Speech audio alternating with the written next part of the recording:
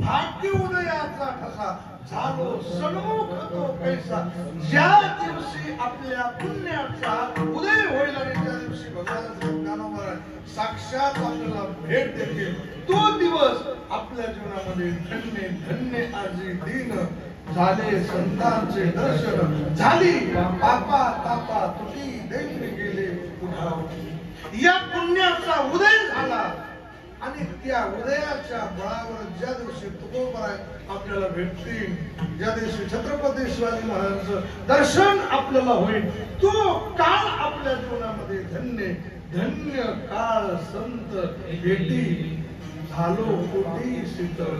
त्या दिवशी आपल्या जीवनामध्ये धन्यता आणि या पुण्याचा उदय होऊन ज्या दिवशी ज्या वेळेमध्ये संतांची भेट होईल, ती वेळ सांगितलं, ती वेळ सुद्धा कशी धन्य धन्य हे आनंदाची सापडली वेळ. तेने संत सज्जन भेटले कृपाळ, त्यांनी फिरला बुद्धीचा ओ मळ, दृष्टी दाखविला यशोदेचा बाळो. ती वेळ धन्य आहे. कोण धन्य आहे तुकोबा त्याचा विस्तार करतात. दयावंत जे अंतरी. काहो मी तुम्हाला छोटासा प्रश्न विचारतो, अंतरी हा शब्द तुकोबाच्या अभंगामध्ये का वापरला? दया हा धर्म आहे आणि दया हा पायाचा धर्म आहे का अंतकरणाचा धर्म आहे? तुम्ही थोडं बोलत चला म्हणजे झोप येणार नाही. दया ही हाताच्या ठिकाणी आहे का अंतकरणाच्या ठिकाणी आहे? दया नाकाच्या ठिकाणी आहे का? दया पायाच्या ठिकाणी आहे का? दया कानाच्या ठिकाणी आहे का? नाही, दया हा धर्म अंतकरणाचाच असताना तुकोबाने अंतरी हे विशेषण का लावलं? दयावंतचे अंतरी का लावलं? बाकीचा त्याचा अर्थ आपल्याला करत बसायचं नाही. लावले त्या अर्थे आपण चिंतन करणं आपलं कर्तव्य. दया स्वरूप आणि कार्य असे दोन विभागामध्ये विभागलेले आहे. आतल्या दयेच्या स्वरूपामध्ये डुप्लिकेटपणा कोणालाही करता येत नाही. कार्यामध्ये मात्र डुप्लिकेटपणा करता येतो. दयेचे चार भाग आहेत. पहिला एक वर्ग असा आहे की त्याच्या अंतकरणात ही दया नाही आणि कृती ही दयेची होत नाही. चोर चोरी करायला गेले, सगळं धन लुटलं, पण जाता जाता एखाद्याचा हात तोडला, पाय तोडला, त्याच्या अंतकरणात पण दया नाही आणि कृती पण निष्ठुरपणाची आहे. एक दुसरा एक वर्ग असा आहे की अंतकरणामध्ये दया नाही पण कृतीमध्ये याचा वर वर वर दया दाखवतोय. कोण आहे? जगद्गुरु तुकोबा डायरेक्ट नाव सांगून टाकलं, खाटी. हा खाटी काय करतो? गाई बैल आपल्या घरी आणतो, त्यांच्या समोर पाणी ठेवतो, घास टाकतो, त्यांच्या पाठवून हात फिरवतो, त्या प्राण्यावर माझं प्रेम आहे असं दाखवतो.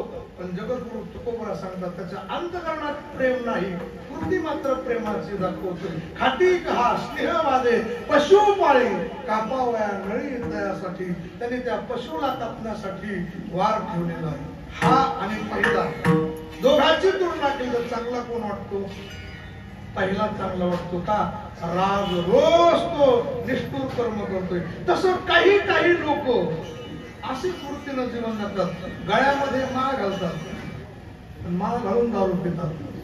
त्यांना विचारलं का हो गळ्यात माळ आहे तू दारू पितो? तो महाराज नाही नाही, मी फक्त मांस खाण्याची दारू मुस्करात मारली पाहिजे. हा त्याच वृत्तीचा आहे. कारण अंतकरणात सत्यता नाही, भगवंताविषयी प्रेम नाही, त्या साधनाविषयी निष्ठा नाही, माळेविषयी निष्ठा नाही, पण वर कृतीमध्ये जगाला दाखवतोय की मी सांप्रदायिक आहे, मी वारकरी आहे. हा तोच आहे. तिसरा एक वर्ग आहे त्याच्या अंतकरणात ही दया आहे आणि कृती ही दयेची आहे. त्यासाठी अंतरी हा शब्द नाही. मग कोणासाठी? आई आहे.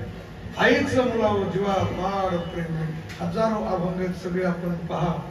पण तीच आई जर आपला मुलगा सकाळी उठला नाही, व्यवस्थित वागला नाही तर त्याच्या कानाखाली जाऊ लेखाव ही आई एवढ्या लहान मुलाला थंडीच सकाळी उठवते, मारते. म्हणले हो, तिच्या अंतकरणामध्ये दया आहे, पण कृती कधी कधी तिची निष्ठुर दिसते. कृती जरी तिची निष्ठुर दिसली असली तरी पण तिच्या अंतकरणामध्ये दया असल्यामुळे जगद्गुरु तुकोबांनी शब्द वापरला, दयावंत जे अंतर. आणि दयेची व्याख्या करत असताना जगद्गुरु तुकोबांनी अशीच केली, जर एखादा जगाला त्रास देत असेल, एखादा जगाला काट्यासारखा टोचत असेल, तर त्याला कठोर शिक्षा करणं हे त्याच्यावर दया करणं असतं. दयाचे नाव भूताचे पालन, अनेक निर्दयन कंटकाचे. कंटक शब्दाचा अर्थ आहे काटा. काट्यासारखा टोचतो ना तर त्याला कठोर शिक्षा करणं, याचंच नाव दया आहे. त्यामुळे जगद्गुरु तुकोबांनी संतांचं वर्णन करता धन्यता देत असताना असं वर्णन केलं, संसारी ते धन्य दयावंत जे अंतरी. तेच धन्य ज्यांच्या अंतकरणामध्ये अपार दया आहे. नाही महाराज, अंतरी शब्दाचा अर्थ झाला, पण ही दया दया हे जे लावलंय हे नेमकं काय आहे? ज्ञानोबांनी त्या गोड व्याख्या केल्या, काय सांगू.